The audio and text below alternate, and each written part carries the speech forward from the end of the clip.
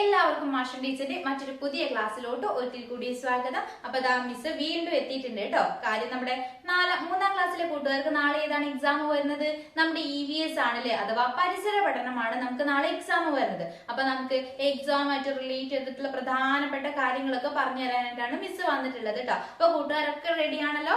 Miss നമ്മുടെ model questions ഒക്കെ നമ്മുടെ വീഡിയോ ഗ്രൂപ്പിലോട്ട് ഷെയർ ചെയ്തിട്ടുണ്ടായിരുന്നു. അപ്പൊ നമ്മുടെ ചാനൽ മെമ്പർഷിപ്പ് എടുത്ത കൂട്ടുകാരൊക്കെ വീഡിയോ കണ്ടിട്ടിരിക്കുകയായിരിക്കും. അപ്പൊ ബാക്കി കാര്യങ്ങൾ കൂടി മിസ് ഇപ്പത്തെ ക്ലാസ്സിൽ പറയാം കേട്ടോ.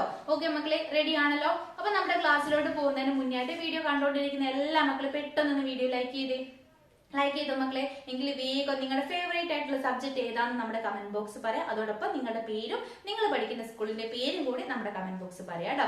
ഓക്കെ മക്കളെ, അപ്പൊ നമുക്ക് ക്ലാസ്സിലോട്ട് പോയാലോ? അതിലോട്ട് പോകുന്നതിന് മുന്നേട്ട് ഒത്തിരി കൂട്ടുകാരായിട്ട് മെസ്സേജ് അയച്ച് ചോദിക്കുന്നുണ്ട് എങ്ങനെയാണ് ടീച്ചറെ മെമ്പർഷിപ്പ് എടുക്കുക എന്നുള്ളത്. അപ്പൊ അതിനെക്കുറിച്ച് ടീച്ചർ ഒന്നുകൂടി പറഞ്ഞുതരാം. നമ്മുടെ ചാനലിൽ വെറും 89 രൂപയ്ക്ക് മെമ്പർഷിപ്പ് എടുത്ത് ജോയിൻ ചെയ്യുന്ന കൂട്ടുകാർക്ക് ഇത്തരത്തിൽ 1 മുതൽ 4ാം ക്ലാസ് വരെയുള്ള എല്ലാ ക്ലാസ്സുകൾക്കും എക്സാം റിലേറ്റഡ് ആയിട്ടുള്ള സ്പെഷ്യൽ വീഡിയോസും അതോടൊപ്പം തന്നെ നിങ്ങളുടെ സിലബസ് ബേസ്ഡ് ആയിട്ടുള്ള ഓൺലൈൻ ട്യൂഷൻ ക്ലാസ്സുകളും അവൈലബിൾ ആയിരിക്കും കേട്ടോ. അപ്പൊ വീക്ക്ലി 3 ഡേയ്സ് ആയിരിക്കും ക്ലാസ് ഉണ്ടായിരിക്കുക. അപ്പൊ താല്പര്യമുള്ള കൂട്ടുകാരുണ്ടെങ്കിൽ 8589823710 എന്ന വാട്സ്ആപ്പ് നമ്പറിൽ കോൺടാക്ട് ചെയ്യാവുന്നതാണ് കേട്ടോ. അതിനെക്കുറിച്ചുള്ള കൂടുതൽ ഡീറ്റെയിൽസ് ഒക്കെ നമ്മൾ വാട്സാപ്പിൽ ഷെയർ ചെയ്യുന്നതായിരിക്കും. ഓക്കെ മക്കളെ, അപ്പൊ നമുക്ക് ക്ലാസ്സിലോട്ട് പോയാലോ?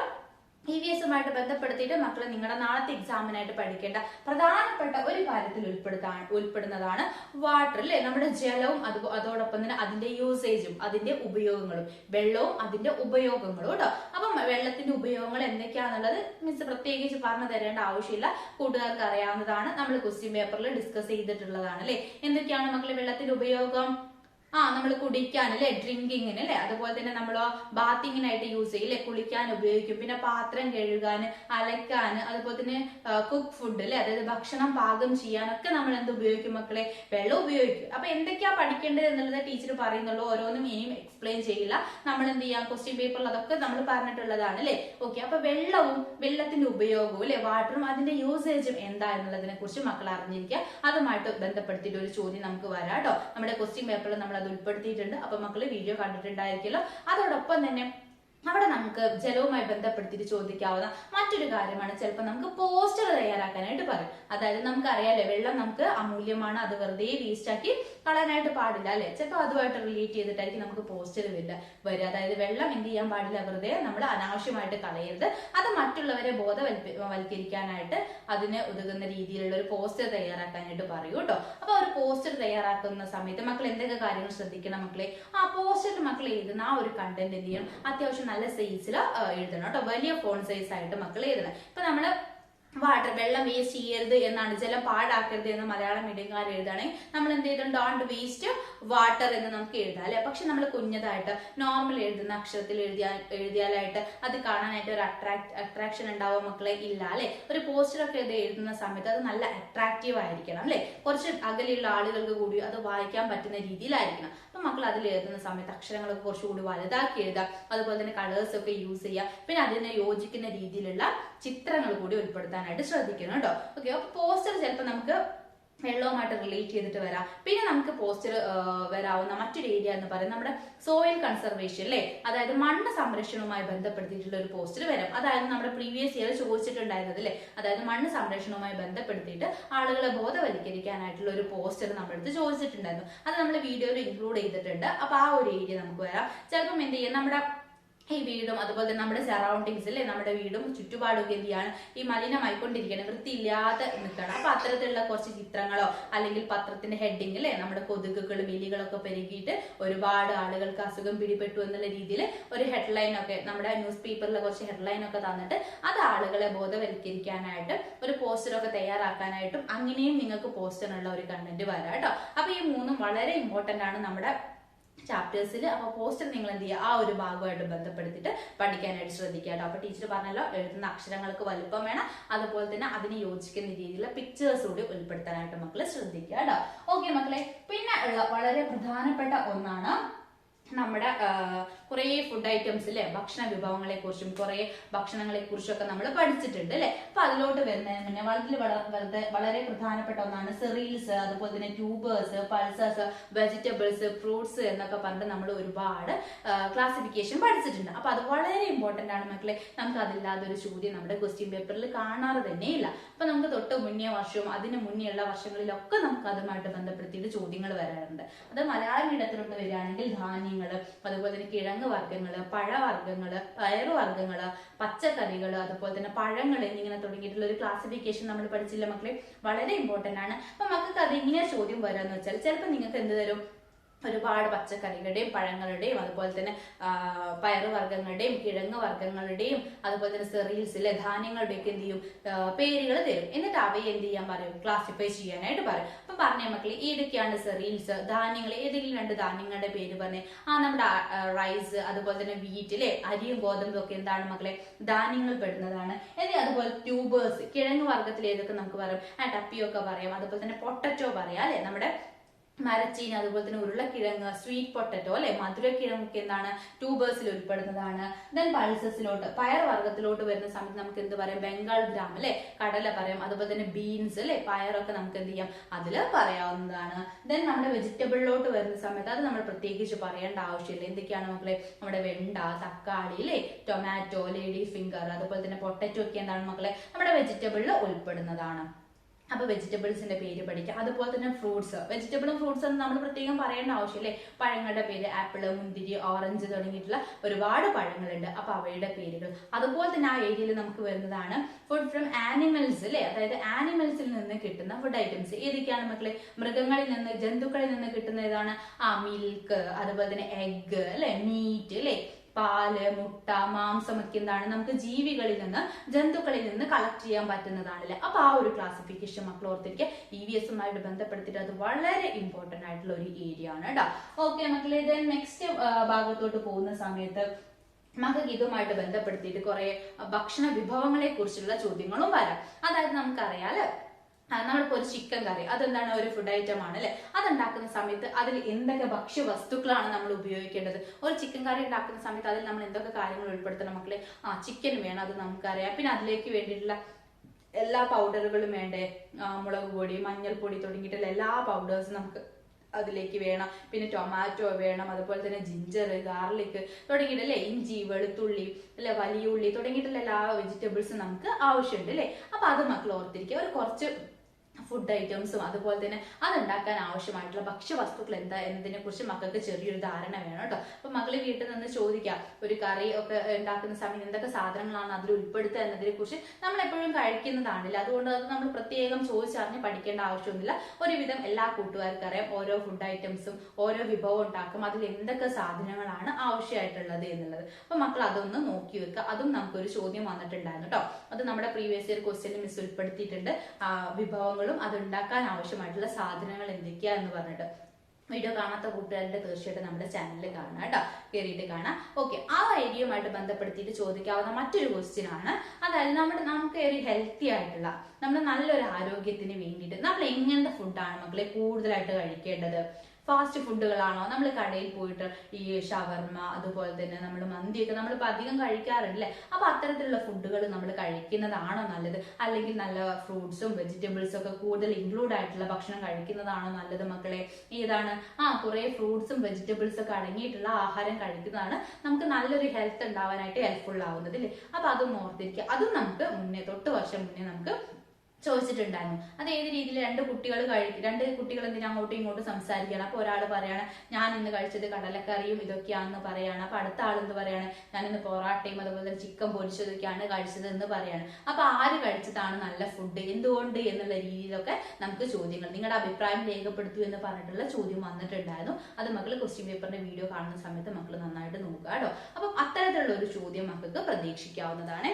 ഓക്കെ, ദെൻ നമുക്ക് നെക്സ്റ്റ് ഭാഗത്തോട്ട് വരുന്ന സമയത്ത് വളരെ ഇമ്പോർട്ടന്റ് ആയിട്ടുള്ള ഒരു കാര്യമാണ് പേഴ്സണൽ ഹൈജീൻ അല്ലെ, നമ്മുടെ വ്യക്തി ശുചിത്വം എന്ന് പറയും. അതും വളരെ ഇമ്പോർട്ടന്റ് ആണ്. നമുക്കൊരു പേഴ്സണൽ ഹൈജീൻ, അതായത് നമുക്ക് വ്യക്തി ശുചിത്വം ഉണ്ടാവണമെങ്കിൽ നമ്മൾ എന്തെല്ലാം കാര്യങ്ങൾ ശ്രദ്ധിക്കണം മക്കളെ, നമ്മൾ എന്തെല്ലാം ചെയ്യണം. ദിവസവും നമ്മൾ എന്ത് ചെയ്യണം, കുളിക്കണം അല്ലെ? അത് നമ്മുടെ ക്വസ്റ്റ്യൻ പേപ്പറിൽ വ്യക്തമായിട്ട് ടീച്ചർ കൊടുത്തിട്ടുണ്ട് കേട്ടോ. അപ്പൊ വീഡിയോസ് മക്കൾ കാണാം. ടീച്ചർ എന്താന്നുള്ള ജസ്റ്റ് ഒന്ന് എക്സ്പ്ലെയിൻ ചെയ്യുന്നതേ ഉള്ളൂ കേട്ടോ. അപ്പൊ നമ്മൾ ദിവസവും എന്ത് ചെയ്യണം? കുളിക്കണം. അതുപോലെ തന്നെ നമ്മൾ വൃത്തിയുള്ള നല്ല ക്ലീൻ ആയിട്ടുള്ള ഡ്രസ്സ് വേണം നമ്മൾ ധരിക്കാനായിട്ട്. അതുപോലെ തന്നെ നമ്മുടെ വീക്കിലി അല്ലെ, ഓരോ ആഴ്ചയിൽ നമ്മൾ എന്ത് ചെയ്യണം? നമ്മുടെ നെയില് കട്ട് ചെയ്യണം, നഖം മുറിക്കണം. അതുപോലെ 2 നേരം നമ്മൾ എന്ത് ചെയ്യണം മക്കളെ?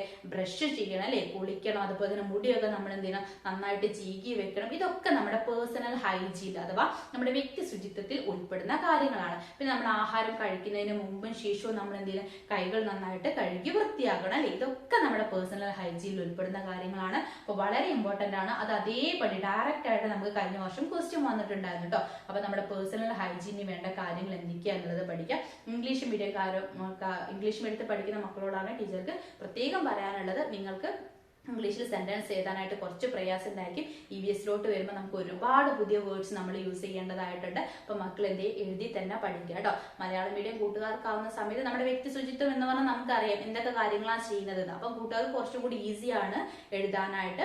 മക്കൾ നന്നായിട്ട് എഴുതിയാൽ മാത്രം മതി. എന്താ കാര്യം എന്നുള്ള കൺസെപ്റ്റ് മനസ്സിലാക്കി വെച്ചാൽ മാത്രം മതി.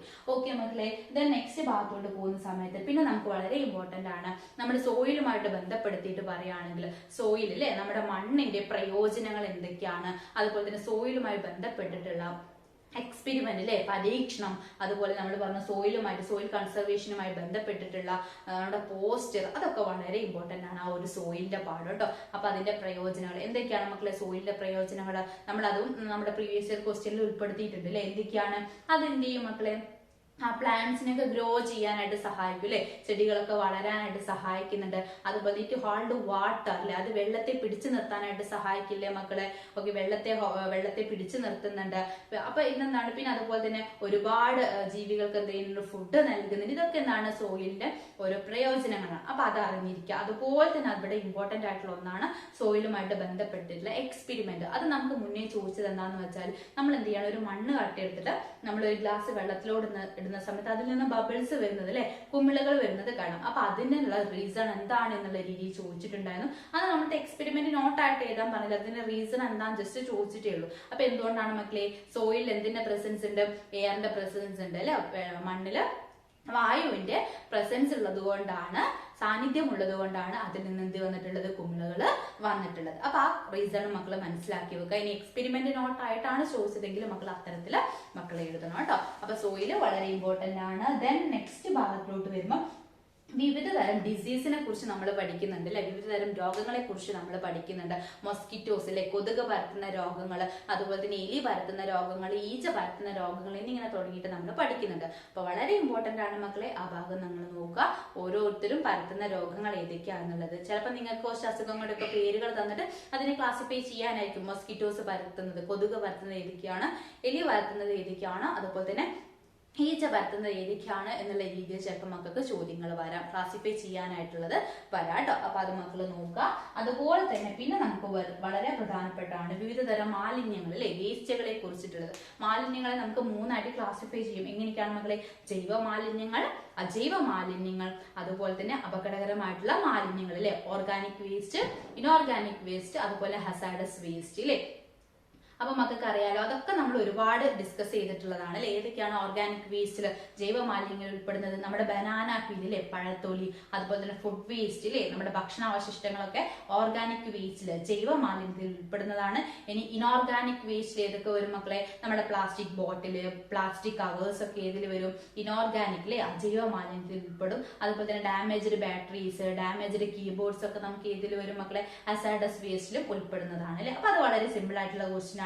അത് മക്കൾക്ക് തരും കേട്ടോ. കുറെ എണ്ണത്തിന്റെ പേരുകൾ തന്നിട്ട് ആ വേസ്റ്റിനെ 3 ബിന്നൊക്കെ തന്നിട്ട് 3ആയിട്ട് ക്ലാസിഫൈ ചെയ്യാനൊക്കെ, അതൊക്കെ എല്ലാ കൂട്ടുകാർക്കും മാർക്ക് സ്കോർ ചെയ്യാൻ പറ്റുന്ന ആക്ടിവിറ്റീസ് ആണ് കേട്ടോ. അപ്പൊ മാലിന്യങ്ങളെ കുറിച്ച് തരും. പിന്നെ നമ്മൾ സോയിലിനെ കുറിച്ച് നമ്മൾ പറഞ്ഞല്ലോ അല്ലെ, സോയിൽ പറഞ്ഞു. ദെൻ വളരെ ഇമ്പോർട്ടന്റ് ആണ് റോഡ് നിയമങ്ങൾ. നമ്മൾ റോഡിൽ നടക്കുന്നതായിക്കോട്ടെ, നമ്മൾ റോഡിലൂടെ വാഹനങ്ങൾ ഓടിക്കുമ്പോൾ ആയിക്കോട്ടെ, ഒരുപാട് നമ്മൾ നിയമങ്ങൾ പഠിക്കേണ്ടതായിട്ടുണ്ട് അല്ലെ. മിസ് ചോദിച്ചോട്ടെ മക്കളെ, നിങ്ങൾ നിങ്ങളുടെ കൂട്ടുകാർക്ക് സ്കൂൾ വിട്ടിട്ട് വീട്ടിലേക്ക് നടന്നാണ് പോകുന്നത്. അപ്പൊ റോഡിലൂടെ കൂട്ടം കൂടി നടക്കാനായിട്ട് പാടുണ്ടോ മക്കളെ? റോഡിലൂടെ കയറി നടക്കാനായിട്ട് പാടുണ്ടോ? ഇല്ല. നമ്മൾ എവിടെ നടക്കാൻ പറ്റുള്ളൂ? ഫുട്പാത്തിലൂടെ നടക്കാനായിട്ട് പറ്റുള്ളൂ അല്ലെ. ഇനി നിങ്ങൾക്ക് എന്ത് ചെയ്യണം? റോഡ് ഒന്ന് ക്രോസ് ചെയ്ത് അപ്പുറത്തേക്ക് പോകണം. തോന്നിയ പോലെ വണ്ടി വരുന്നുണ്ടോ ഇല്ലയോ നോക്കാതെ തോന്നിയ പോലെ നമ്മൾ ഓടി അങ്ങ് പോകാനായിട്ട് പറ്റുമോ? നമ്മൾ ഏറ്റവും സേഫ് നമ്മൾ ഇതിലെ പോകുന്ന സമയത്താണ് സീബ്ര ലൈനിലൂടെ അല്ലെ, സീബ്ര വരയിലൂടെ റോഡ് മുറിച്ച് കിടക്കുന്നതാണ് നമുക്ക് ഏറ്റവും സേഫ് ആയിട്ടുള്ള കാര്യം അല്ലേ. അതുപോലെ തന്നെ മിസ് ചോദിക്കട്ടെ, വണ്ടി ഓടിക്കുന്ന സമയത്ത് പ്രത്യേകിച്ച് 2 വീലർ അല്ലെ, ഇരുചക്ര വാഹനങ്ങൾ ഓടിക്കുന്ന സമയത്ത് നമ്മൾ എന്തൊക്കെ കാര്യങ്ങൾ ശ്രദ്ധിക്കണം മക്കളെ? നമ്മൾ മസ്റ്റ് ആയിട്ടും എന്ത് ധരിക്കണം? വേറെ ഹെൽമെറ്റ് അല്ലെ, ഹെൽമെറ്റ് ധരിക്കണം. അതുപോലെ തന്നെ മൊബൈൽ ഫോണിൽ സംസാരിച്ചുകൊണ്ട് നമ്മൾ ഡ്രൈവ് ചെയ്യാൻ പാടില്ല അല്ലെ. അങ്ങനെ ഒത്തിരി കാര്യങ്ങൾ നമ്മൾ ശ്രദ്ധിക്കണം. പിന്നെ അമിത വേഗത പാടുണ്ടോ മക്കളെ? ഇല്ല അല്ലെ. പിന്നെ സ്കൂളിന്റെ ഏരിയ ഒക്കെ ആണെങ്കിൽ നമ്മൾ പതിവിലും വേഗത എന്ത് ചെയ്യണം? കുറച്ചൊക്കെ വേണം പോവാനായിട്ട്. അപ്പൊ റോഡ് നിയമങ്ങളെ കുറിച്ച് മക്കൾ അറിഞ്ഞിരിക്കേണ്ടത് വളരെ ഇമ്പോർട്ടന്റ് ആണ്. അതുപോലെ തന്നെ ഉള്ളതാണ് ട്രാഫിക് സിഗ്നലിനെ കുറിച്ചിട്ട് അല്ലെ. 3 ലൈറ്റുകളിലുള്ളത് റെഡ്, യെല്ലോ, ഗ്രീൻ അല്ലെ. അപ്പൊ അതിന്റെ ഓരോന്നും എന്താണ്, റെഡ് കത്തിയാൽ എന്ത് ചെയ്യണം, യെല്ലോ കത്തിയാൽ എന്താണ് ചെയ്യേണ്ടത്, ഗ്രീൻ കത്തിയാൽ എന്താണ് ചെയ്യേണ്ടത് എന്നതിനെ കുറിച്ച് മക്കൾക്ക് ധാരണ വേണം. റെഡ് ആകുന്ന സമയത്ത് വാഹനങ്ങൾ എന്ത് ചെയ്യണം മക്കളെ? സ്റ്റോപ്പ് ആണ് അല്ലെ, വാഹനങ്ങൾ അവിടെ നിർത്തണം അല്ലെ. പിന്നെ യെല്ലോ കത്തുന്ന സമയത്ത് വാഹനങ്ങൾക്ക് എന്താ? തയ്യാറെടുക്കാൻ, അതായത് പോവാനായിട്ടുള്ള തയ്യാറെടുപ്പുകൾ നടത്താം. പിന്നെ ഗ്രീൻ ആവുന്ന സമയത്ത് എന്ത് ചെയ്യണം മക്കളെ? വാഹനങ്ങൾക്ക് മൂവ് ചെയ്യുക അല്ലെ. അപ്പൊ അത് മക്കൾ അറിഞ്ഞിരിക്കാം. ഇത് നമ്മുടെ സിഗ്നൽ ലൈറ്റുകൾ ഏതൊക്കെയാന്നതിനെ കുറിച്ച് മക്കൾ അറിഞ്ഞിരിക്കുക കേട്ടോ.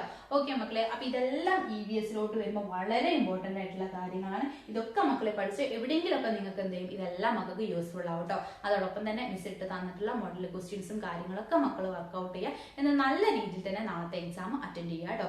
ഓക്കെ മക്കളെ, അപ്പൊ ഇന്നത്തെ വീഡിയോ യൂസ്ഫുൾ ആയിട്ടുണ്ടെങ്കിൽ ആ കാര്യം കൂടി നമ്മുടെ കമന്റ് ബോക്സിൽ പറയാണ്ട് മറക്കരുത്. അതോടൊപ്പം തന്നെ കൂട്ടുകാരുടെ പേരും പിന്നെ നമ്മുടെ മെമ്പർഷിപ്പ് എടുത്ത് ജോയിൻ ചെയ്യാൻ താല്പര്യം ഉണ്ടെങ്കിൽ ഇനിയും അധികം ലേറ്റ് ആവാതെ വേഗം തന്നെ നമ്മുടെ ചാനൽ മെമ്പർഷിപ്പ് എടുത്ത് ജോയിൻ ചെയ്യാവുന്നതാണ് കേട്ടോ. ഓക്കെ മക്കളെ, അപ്പൊ ഇന്നത്തെ വീഡിയോ എല്ലാ കൂട്ടുകാർക്കും യൂസ്ഫുൾ ആയിട്ടുണ്ടായിരിക്കുമല്ലോ. മറ്റൊരു പുതിയ ക്ലാസ്സുമായിട്ട് നമുക്ക് അടുത്ത ദിവസം വീണ്ടും കാണാം.